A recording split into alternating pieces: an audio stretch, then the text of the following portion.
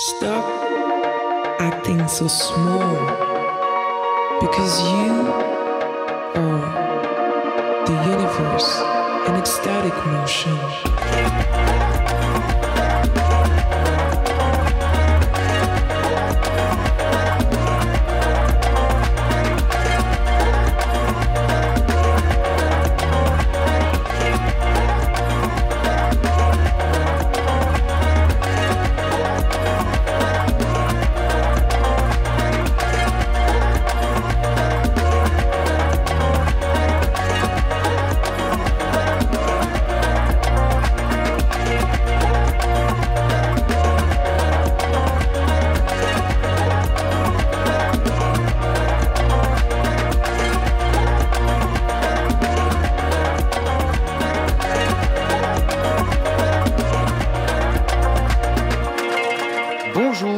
Bienvenue dans la Halle 6 Ouest.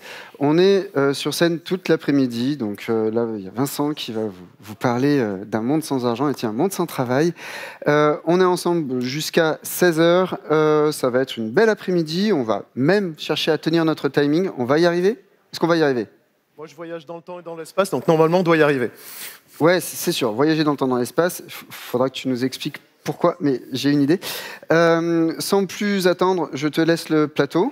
Merci Super. Mille fois. Donc, Vincent, avec un monde sans argent, est-il un monde sans travail? Bravo à toi. Merci William, à tout à l'heure.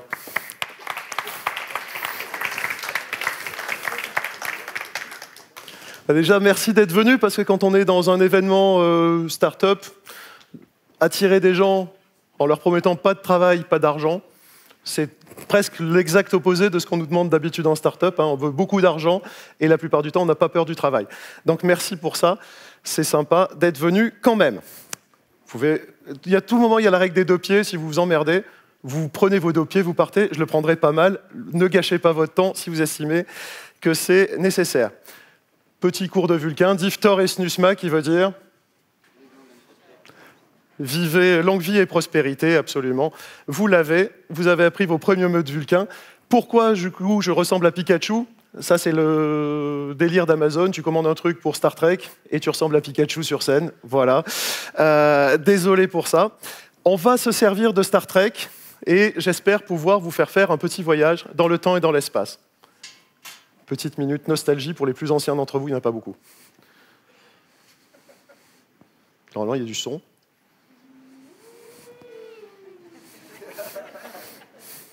Merci au bruiteur. Vous pouvez continuer à la voix parce qu'apparemment il ne se déclenche pas le son.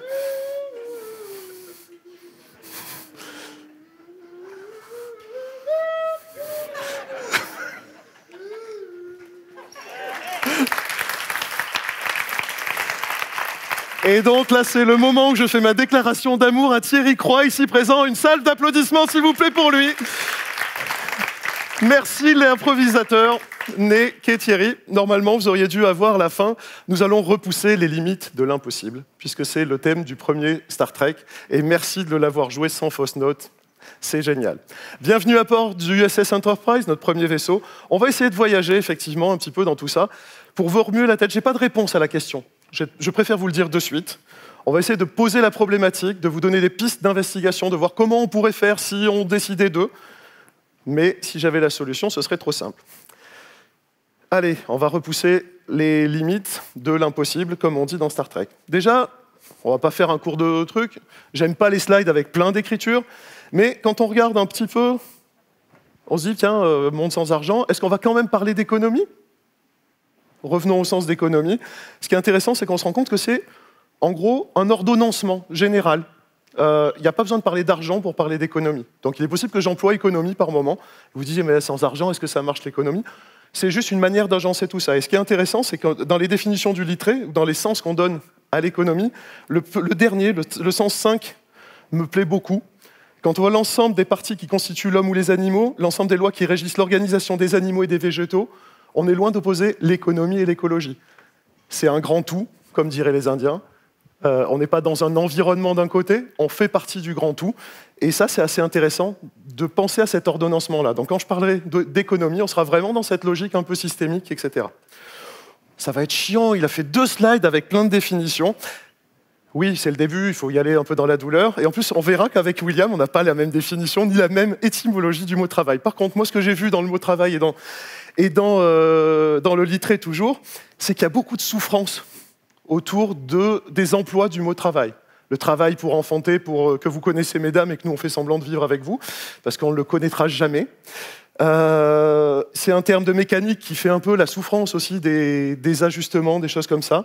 C'est le nom des machines qu'on donne pour faire travailler les animaux, etc., pour les assujettir à un travail. Donc on voit qu'il y a beaucoup de choses liées à la dominance, parfois à la souffrance, liées au travail. Et puis, on a deux expressions à la fin qui sont assez amusantes. On parle de travail libre et de travail forcé. Donc on va essayer de voir, si on supprime la contrainte argent, de quel côté on se situe? Est-ce qu'on travaille plus libre? Est-ce qu'on peut contraindre quelqu'un à travailler si on n'a pas de logique d'argent? Aujourd'hui, l'argent, c'est un truc un peu particulier. C'est le mal nécessaire qu'on a trouvé pour arriver à organiser notre monde, à la fois en bénéfique, puis parfois en sanction. On peut inciter des gens à avoir des comportements bénéfiques en leur donnant une prime. On peut sanctionner des gens qui ont des comportements négatifs en leur mettant une sanction financière. Qu'est-ce qui se passe quand on n'a plus cet outil-là? Par quoi on le remplace? Comment ça fonctionne? Voilà, j'ai été chiant 5 minutes, j'espère que ça ne va pas durer trop longtemps, sinon je vais vous perdre. Allez, pour faire cette exploration, je vous propose de visiter 4 planètes qui appartiennent à la Fédération. On ira voir sur Konos, la planète des Klingons, ce n'est pas nos meilleurs amis, mais on ira voir quand même Star Trek et ses révolutions. C'est une série Star Trek qui a plus de 50 ans, comme moi aujourd'hui, donc c'est un peu ému. C'est le jour J. Et cette série, elle date depuis très longtemps et elle nous a apporté plein de choses. En France, elle est un peu boudée, on lui préfère Star Wars, on préfère les pop-corn, des trucs intelligents comme Star Trek. Mais vous verrez que j'espère vous faire goûter cette chose-là, surtout que vous avez des choses à faire. Il y a 2 saisons en ce moment, une sur Netflix et une sur Amazon Prime. Je n'ai pas d'action ni chez l'un ni chez l'autre. On ira voir ensuite un essai qui a été fait sur l'économie sans argent de Star Trek, qui s'appelle Trekonomics par Manu Sadia, qui est quelque chose d'assez intéressant. Je vous le ferai en rapide. Et puis, on ira voir comment on gère les difficultés dans un monde sans argent et comment on fait si on veut vraiment y aller. C'est bon pour vous? Allez, c'est parti. Téléportation, attention, des fois on perd des morceaux, c'est possible. Les révolutions de Star Trek, très rapidement. Il n'y aurait pas eu le fameux StarTAC de Motorola s'il n'y avait pas eu le communicator. C'est un truc de fou. L'ingénieur qui a vu Star Trek s'est dit « je veux ce truc-là, je veux le faire ». Et je peux vous dire que dans les années 95-16, avoir un StarTAC, c'était quelque chose. Certains se souviennent, d'autres, bon, c'est de la science-fiction à l'envers, vous avez l'impression de voyager à la préhistoire, mais nous, ça nous fait plaisir. Les interfaces multitouch, petit truc rigolo, on les a inventés dans Star Trek pour une raison de budget. On n'avait pas le budget pour faire des gros claviers plein de touches, pour vous montrer que c'était technologiquement vraiment avancé, notre civilisation en 2400. Donc, on savait truquer les images. On a fait les interfaces multitouch. Elles n'existaient pas technologiquement, on les a montrées. Il y a des ingénieurs qui se sont dit « Ah, c'est génial !» Quand la techno était prête, on l'a fait. Le traducteur, on parle Klingon, on parle Vulcain, on comprend tout grâce au traducteur universel. Aujourd'hui, vous avez des applis de réalité augmentée qui vous permettent de lire le russe en anglais. Bon, c'est pas la mode en ce moment, mais choisissez n'importe quelle langue. En anglais, ça marche très bien avec Google Trad ou Bing Traduction. Vous avez les AirBuds qui vous permettent d'entendre la conversation dans la langue que vous avez choisie. On se rapproche de la science-fiction. Ça marche pas? Hop. Le holodeck, la réalité augmentée, réalité virtuelle. Vous pouvez vous balader en forêt dans USS Enterprise. C'est bientôt vrai aussi avec les autres choses. On a un truc génial. Et sans ça, l'économie sans argent dans le monde de Star Trek n'existe pas, c'est le réplicateur. Vous avez besoin d'une télécommande, d'une télé, n'importe quoi, vous mettez dans le réplicateur, vous avez son double, ça ne vous a rien coûté. Aujourd'hui, on peut dire que peut-être l'imprimante 3D commence à ressembler un petit peu à ça. L'économie circulaire aussi, dans une moindre mesure, et peut-être que l'open source en termes de logiciel, ça ressemble aussi un petit peu à ça. Et puis, c'est aussi une série où vous avez plein d'avancées sociales. Le premier baiser interracial au cinéma ou en série, c'est pas si vieux que ça. Ça date de 1968 et c'est dans Star Trek. Le premier couple de gays dans une série, c'est dans Star Trek. La première personne de couleur à un poste de commandement, c'est dans Star Trek. Et ça a permis de pousser des limites à chaque fois un peu intéressantes. Donc, pour ça, je vous dis, attention, ce qui va suivre peut peut-être vous intéresser en termes de révolution. Ça va toujours? Vous supportez bien la téléportation? Pas de nausée? Pas besoin de prendre une petite pilule? Alors on part sur la suite. On va aller voir du côté de Ferenczi, justement ce que nous dit grosso modo Trekonomics, de manière très réduite, l'essai qui est sur le monde post-économique. Là, c'est là qu'il va falloir s'accrocher. Déjà, il faut savoir qu'il y a deux mondes dans Star Trek. Il y a ceux qui font partie de la Fédération des planètes unies, qui regroupe 150 planètes, et puis il y a le reste de la galaxie qui sont, en principe, puisqu'on n'a pas réussi à les fédérer, c'est plutôt... Ils essayent de nous tirer dans les pattes. Et vous retrouvez là-dessus les Klingons qui sont vraiment pas sympas, l'Empire stellaire romulien, les Cardassiens ou les Borg, mais aussi les Ferengis. Ferengis sont particuliers, et on va faire un petit focus dessus, puisque les Ferengis, c'est l'exact opposé de la République, de la Fédération des planètes unies. Chez eux, il n'y a que le pognon qui compte. Et d'ailleurs, voilà, je vais vous donner un extrait de leur code de conduite, qui sont leurs valeurs.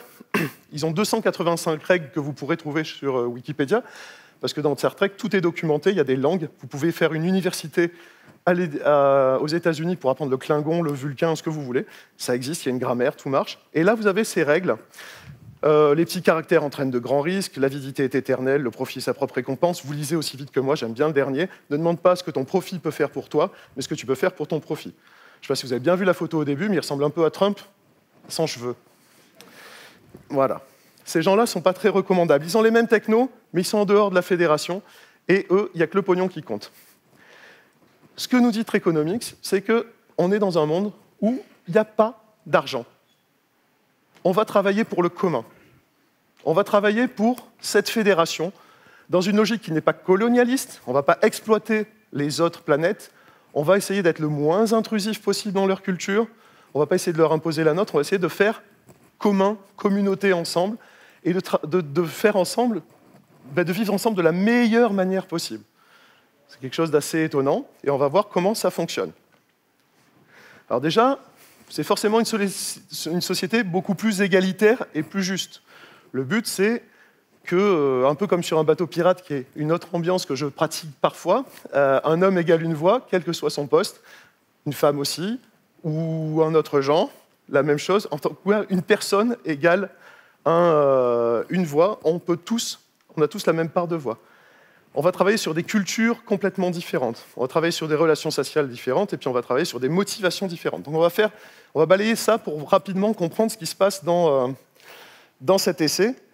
Un peu comme le manifeste agile, on va travailler sur la découverte et l'exploration de nouvelles planètes et des richesses de ces planètes. C'est plus important, et pas que des planètes, d'ailleurs l'exploration pour le bien commun, c'est plus important que la richesse et le pouvoir. La richesse et le pouvoir, comme il n'y a pas d'argent, on s'en fout de la richesse. On n'a pas besoin de cumuler des tonnes de choses, on n'a pas besoin d'être plus influent que les autres. Ce qu'on va chercher, c'est la reconnaissance du commun et du service qu'on a apporté au commun.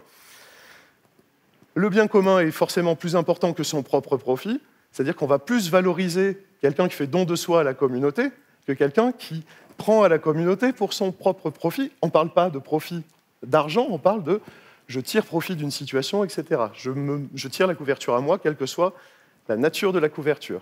La culture est forcément différente. Puisqu'on travaille pour le commun, on va privilégier les relations interpersonnelles plutôt que de lutter dans cette optique de pouvoir et de richesse. On va aller sur toujours plus loin, découvrir des choses pour le commun, plutôt que d'accumuler. Et vous verrez que l'accumulation de richesse, c'est un peu le nœud du problème, c'est pour ça qu'on y revient souvent. C'est que le modèle avec l'argent suppose qu'on peut le cumuler jusqu'à des... Il n'y a pas de limite à l'accumulation. Et quand vous atteignez un certain nombre d'euros, de dollars, etc., vous ne savez même plus combien vous en avez, c'est plus intelligible, vous ne savez même pas comment vous pouvez le dépenser.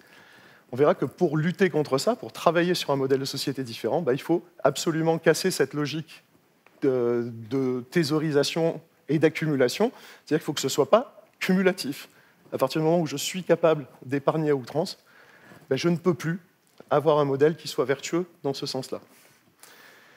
Et puis, pour les relations sociales différentes, et pour contribuer au commun, il faut trouver des communautés qui s'organisent autour de ce qui est nécessaire à la communauté. Et ce qui est fait pour Star Trek, c'est ce système de badge que l'on voit, où, fonction de la corporation à laquelle vous appartenez, vous allez vous focaliser sur comment je rends notre société plus sécure, comment je la rends plus opérationnel, je m'assure de la logistique et ça. Comment je vais travailler sur le médical pour que les gens soient en meilleure santé. Comment je vais trouver des solutions aux problèmes de tous les jours avec l'engineering. Comment je vais travailler sur la science, etc. Et quand on est sur la science, si on prend un exemple, on n'est typiquement pas dans je vais chercher un brevet que je vais chercher à valoriser pour faire un maximum de pognon.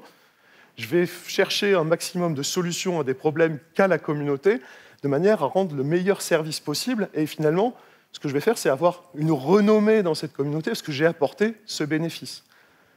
Je mets tout dans le commun. Je fais de la recherche forcément open source. Je suis dans cette logique de mettre au service de la communauté. Et donc, du coup, on travaille vraiment sur ces constructions de community first. On change sur Pour faire ça, on est obligé de travailler sur les motivations. On l'a dit, découverte, exploration et poursuite de la connaissance au service du commun, ça a comme conséquence, c'est comme ça que ça s'organise, des interactions interpersonnelles qui sont développées. Et par contre, ça change le modèle de motivation. On est passé d'une motivation extrinsèque, qui est l'accumulation de richesses sous forme d'argent, j'ai mis des euros, parce que, bon, aujourd'hui, ici et maintenant, c'est ça. Quand je voyage dans le temps, je suis un peu paumé, donc si je me suis trompé, on ne sait jamais. Et je vous ai mis comme exemple, parce que vous connaissez peut-être, ça c'est un outil plus facilement activable pour vous, dans les outils de Jürgen Appelo de Management 3.0, vous avez un truc qui s'appelle les Moving Motivators. Il y en a 10. C'est ce qui vous motive intrinsèquement, ce qui vous fait lever le matin. Et on n'est pas tous pareils. Si vous faisiez l'exercice, vous pouvez télécharger les cartes, vous les cherchez, et vous vous posez la question de ce qui est vraiment important pour vous, ce qui fait votre moteur en termes de motivation. Et vous allez vous rendre compte que finalement, l'argent, c'est peu de choses dans votre motivation. Il faut un minimum, mais ce n'est pas ça qui fait que vous allez vraiment vous investir à fond. Ce qui est compliqué dans le modèle d'une société, parce que là je vous parle de moteur personnel de motivation, c'est d'essayer de voir comment on répond justement aux besoins de motivation intrinsèque de chacun, alors qu'on va chercher un bien commun. Et c'est là que la logique des communautés est super importante, c'est là que l'organisation dans une communauté va être super importante, et c'est là que travailler sur cette logique de connaissance des motivations de chacun et mettre à disposition des outils qui permettent de comprendre comment on fonctionne, ça va être quelque chose de fondamental aussi. Et là, vous allez me dire, mais ouais, t'es gentil, mais bon, aujourd'hui, si on n'a pas d'argent et si on ne met pas un peu d'argent sur la table pour les tâches qui sont vraiment pas sympas à faire, tu me parles de motivation, ouais, moi j'adore le sens, la curiosité, les relations sociales, mais bon, il faut sortir les poubelles quand même, il faut les ramasser. C'est pas forcément le truc où tu te dis, ouais, je vais faire ça tous les jours, ça me motive à fond. Il y a des solutions qui sont technologiques et vous allez vous rendre compte qu'il n'y a plus de souci à remplacer l'humain sur des tâches ingrates par des robots s'il n'y a plus d'enjeu de pognon. En quoi c'est gênant que le robot prenne mon boulot si le boulot il est pénible, il est chiant à faire, il n'est pas valorisant? Il n'y a aucun souci. Je ne prends pas le salaire d'un humain. Je lui enlève une tâche ingrate à faire. Donc c'est cool. De la même manière, bon, on va dire que l'IA fait une partie des autres boulots chiants, l'administratif et tout ça, c'est possible. Et puis vous avez le fameux réplicateur. Comme je peux avoir envie du bien d'autrui ou j'ai besoin d'un service à un moment donné, mais comme je n'ai pas besoin de l'acheter, je n'ai pas besoin de cumuler beaucoup de choses pour l'avoir, il n'y a plus de souci. Soit je le duplique directement dans le réplicateur, soit je me le fais prêter, mais je n'ai plus de logique de propriété. Je l'utilise quand j'en ai besoin, si j'en ai besoin, et si j'en ai pas besoin, je le remets dans la machine, ça devient autre chose et ce n'est pas un souci. On est d'accord, on est en plein de science-fiction. Hein. C'est pas pour demain le réplicateur, mais ce serait vachement bien. Allez, on continue. Petit coup au chrono, c'est bon, on est large. Ok. On a vu un peu l'aspect vertueux d'un monde sans argent. Si on va vers le côté difficile, qu'est-ce qu'on peut avoir? Donc un monde sans difficulté, le monde sans argent, pas sûr. Comment je mesure la valeur des différentes activités? Comment j'essaye de trouver, si je trouve une alternative, quelle est mon échelle de valeur? Aujourd'hui, c'est simple. On se dit, OK, ce job-là, c'est 100. On ne sait pas en quoi. Celui-là, c'est 200. On peut mettre des hiérarchies qui sont souvent basées sur ce que je suis prêt à payer pour que ce service se fasse. Là, comment je mesure les difficultés? Le service que je te rends, combien il vaut? Est-ce qu'on est dans du troc 1 pour 1? Est-ce qu'on trouve des échelles de troc? Comment ça marche? C'est pas simple. Vous voyez, quand vous êtes en entreprise, prioriser, trouver des systèmes de valeur, c'est pas si simple. Le faire à l'échelle d'une communauté, mais encore plus d'une société, c'est encore plus compliqué. Donc ça, c'est une vraie difficulté. Le deuxième, curieusement, même sans argent, il y a un risque de corruption. Si j'ai une once de pouvoir de plus, ou je suis à un nœud de communication de plus, potentiellement, je peux m'attirer plein de petits avantages. Vous me regardez un peu comme ça, mais regardez, il y a plein d'associations de bénévoles où vous ne comprenez pas vraiment pourquoi, dans le conseil d'administration, les petits jeux de pouvoir qui s'installent, il n'y a rien à gagner. Rien. Mais j'ai des petits trucs, des petits passe-droits, des petits machins qui se font, qui se tissent au fur et à mesure, et la nature est ainsi faite qu'il n'y a rien à gagner. Pas un copec, rien, et ça se fait quand même. Est-ce que gommer l'argent, ça résout ça? Je ne suis pas sûr. Je ne sais pas. Je donne ma langue au chat. Je n'ai pas voyagé assez loin dans le temps pour savoir. Le manque de motivation pour travailler, on nous dit bah, « Ok, moi, tu ne me payes pas, je ne vais pas travailler. » Ok, c'est grave, c'est pas grave. Est-ce qu'on accepte que quelqu'un ne travaille pas ou ne fasse rien pour le commun, à condition où on dit ça? Je ne sais pas, je n'ai pas la réponse. Et peut-être que le loisir ou distraire les autres, ce n'est pas forcément un travail au sens propre, mais c'est peut-être nécessaire au commun, ou juste rendre des services, je ne sais pas. J'ai une question là-dessus. Et alors ça paraît bizarre sans argent, mais la difficulté d'économiser et d'investir. C'est-à-dire que est-ce que c'est facile de se projeter si je n'ai pas cette capacité à me dire « Ah là, je voudrais faire un truc un peu plus gros que ce que je fais d'habitude. Est-ce que je ne m'enferme pas dans une routine de petits trucs tout le temps ? Comment je vais me dire « J'économise du temps, j'économise des services rendus de personnes, parce que là, j'ai besoin de faire un truc, un projet un peu plus grand. Tout seul, je ne vais pas y arriver. J'ai besoin qu'il y ait 5 personnes qui m'aident à faire ce truc-là. » Comment ça marche pour cette logique d'investissement? Est-ce que je suis capable de le faire si je n'ai pas plus que simplement la promesse de ce qu'on va faire ensemble à offrir? Je ne sais pas. Je vous pose la question. Et puis le cinquième, on peut risquer une nouvelle forme d'inégalité parce que on ne va pas chacun faire ce qu'il veut. À un moment donné, il y en a qui vont faire un pas de côté pour dire ça, je le fais pour le commun, mais je fais un petit sacrifice personnel pour ça. Est-ce qu'on est tous prêts à faire des sacrifices personnels? On se rend compte dans une équipe, c'est toujours les mêmes qui font les pas de côté. Est-ce que dans une société où il n'y a pas de rattrapage, on sait gérer ça? Est-ce que c'est équitable? Je ne suis pas sûr. Dernière téléportation. On va y arriver. Ouais. Oui, moi aussi, je t'aime, William. Allez, c'est parti. Comment fait-on si on veut vraiment tester? Si on s'y met, je vous ai tous distribué, alors je ne sais pas s'ils sont tous arrivés jusqu'à vous, parce qu'on a eu un problème de découpage, tout ça, vous avez des petits stickers, donc si vous êtes à fond pour soutenir on teste ce truc de vivre sans argent et de voir si ça marche, vous pouvez coller votre sticker sur votre PC, sur votre t-shirt, ça montrera que vous êtes attaché, et puis sinon vous le gardez pour les enfants, il est unique, il n'y en a pas d'autres, c'est moi qui les ai fait avec mes petits doigts. J'ai sollicité une IA pour savoir comment on va faire. Pour le faire, c'est calculé par un ordinateur pendant des millions d'années sur la base de programmation de Douglas Adam, qui est un cousin lointain de Quentin Adam, que vous connaissez ici peut-être pour certains. Ouais, c'est une petite blague. Et la réponse, c'est 42. Non, pardon, je me suis trompé. Ça, c'est le guide du voyageur intergalactique. Petite blague de geek entre nous. Désolé pour ça. Si on veut vraiment commencer, qu'est-ce qu'il y a? Commencer par des communautés locales. Penser grand, c'est bien, mais commencer petit, c'est toujours un succès dans les projets. Ça peut être intéressant de commencer petit. Éduquer les gens sur les avantages d'un monde sans argent. Je peux me dire, ok, ouais, pourquoi pas, il est complètement dans son costume de Pikachu, le gars, il nous a parlé d'un truc, ça a l'air sympa, pourquoi on ne testerait pas? Il va y avoir un moyen, dans les conduites du changement, et toujours de se dire, pourquoi je le fais? Est-ce que ça a du sens? Est-ce qu'on pourrait imaginer? Bon, ok, j'imagine, pourquoi pas? Après, il faut que je crée le désir de changement. Après, il faut que je sache comment on fait pour y aller, et après, il faut que je les accompagne à faire. C'est la méthode ADKAR dans la conduite du changement, si ça vous intéresse, ça peut être un truc intéressant. Mais là, la première chose, c'est éduquer sur qu'est-ce que ce serait comme avantage pour moi? Moins de pression, moins de machin. Qu'est-ce que ça donne? Plus égalitaire. Créer un système de points.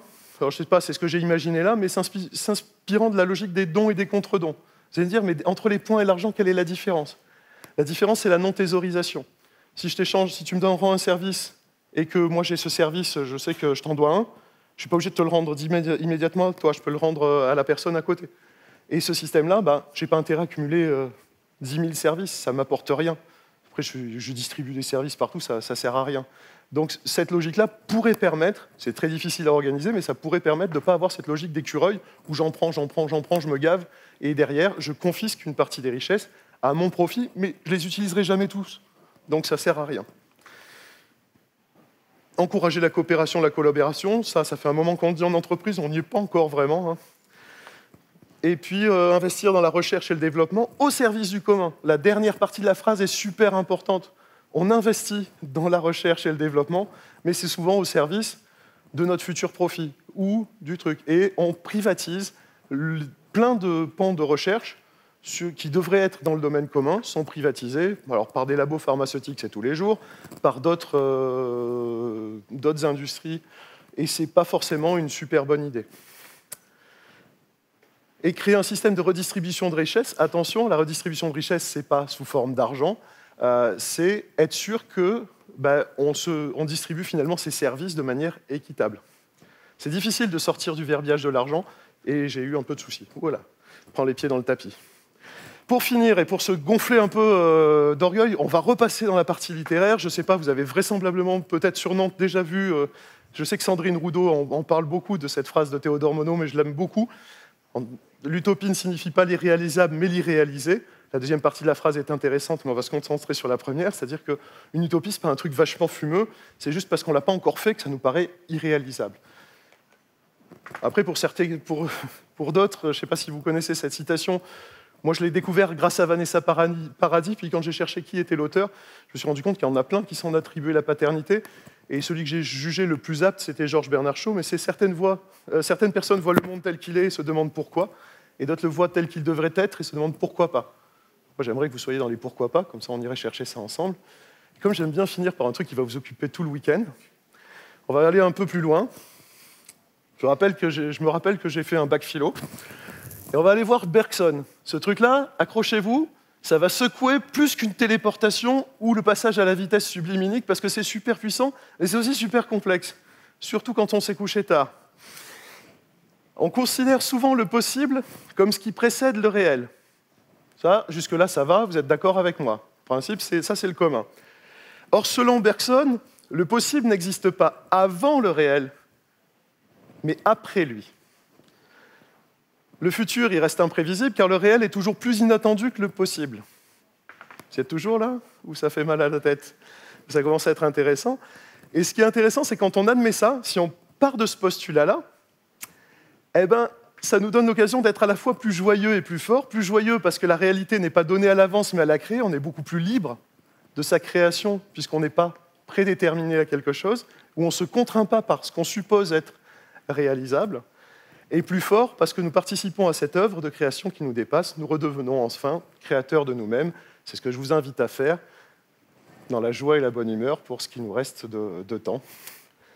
Et du coup, il me reste à vous souhaiter longue vie et prospérité à tous. Et si vous voulez, c'est dommage, je ne peux même pas faire une petite photo, mais j'aimerais bien faire ce petit geste à tout le monde. J'ai oublié mon téléphone. Non, je l'ai. Donc je vous propose un petit... Vous me faites un petit salut vulcain juste pour la postérité, comme ça j'aurai ça, c'est sympa. Voilà, merci, souriez, vous êtes magnifiques. Merci beaucoup. Merci beaucoup, Vincent. Acting so small because you are the universe in ecstatic motion.